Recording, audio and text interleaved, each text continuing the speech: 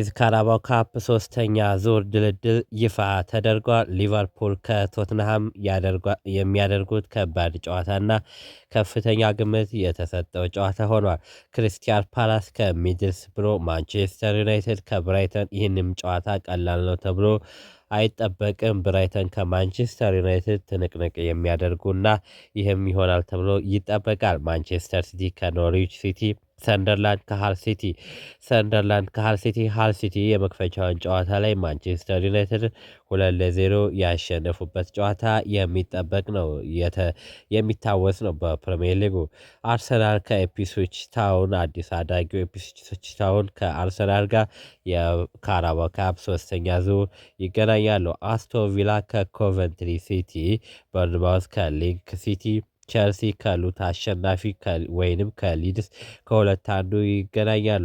ሚልዋል ከኒውካስትል ዩናይትድ፣ ኤቨርተን ከወልቭስ፣ ሌይተን ከብሬንትፎርድ፣ ዌስትሃም ከፉልሃም ያደርጋሉ የሶስተኛ ዙር የካራባኦ ካፕ ጨዋታዎቹ ከጳጉሜ 2 እስከ መስከረም 7 ባሉት ቀናት ውስጥ ይደረጋሉ ተብሎ ይጠበቃል።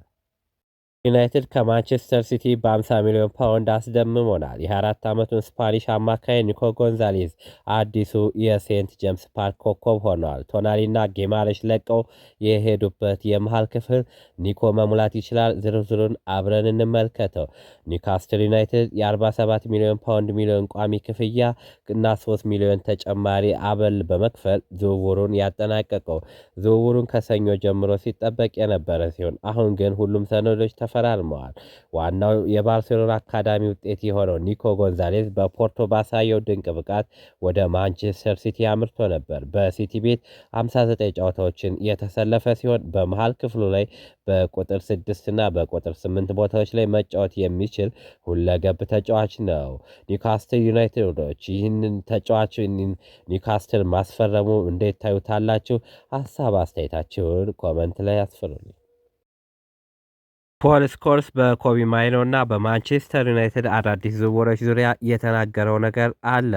የማንቸስተር ዩናይትድ ታላቅ ተጫዋች ፖል ስኮልስ በቅርቡ ዘ ጉድ ዘ ባድ ኤንድ ዘ ፉትቦል ፖድካስት ላይ በቅርቡ ማንቸስተር ዩናይትድ በክረምት የዝውውር መስኮት የመሃል ሜዳ ክፍሉን ለማጠናከር ከፍተኛ ገንዘብ ያወጣ ቢሆንም ወጣቱ ኮቢ ማይኖ ከፈረሙት ተጫዋቾች ሁሉ የተሻለ እንደሆነ ገልጿል።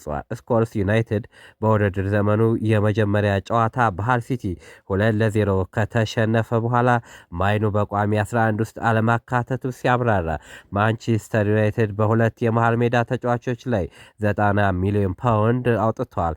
አንድሬ ሳንቶስ እና ዩሪ ቴልማንስ። በሌላ ተጫዋቾች ካርሎስ ባሌባ ላይ ደግሞ ተጨማሪ ከ60 እስከ 70 ሚሊዮን ፓውንድ ወጪ አድርጓል። ኮቢ ማይኖ ግን ከሶስቱም የተሻለ ተጫዋች ነው። ማይኑ ባልተሰለፈበትና ቡድኑ ደካማ በነበረበት ባለፈው የውድድር ዘመን የመጀመሪያ አጋማሽ ትምህርት አልወሰድንም እንዴ? ወደ ቡድኑ ሲመለስ አስደናቂ ነበር ባልልም ቢሆንም ግን ከአሁኖቹ ተጫዋቾች የተሻለ ነው ሲል ኮቢ ማይኖር ፖል ስኮልስ አድናቆት ሰጥቶታል።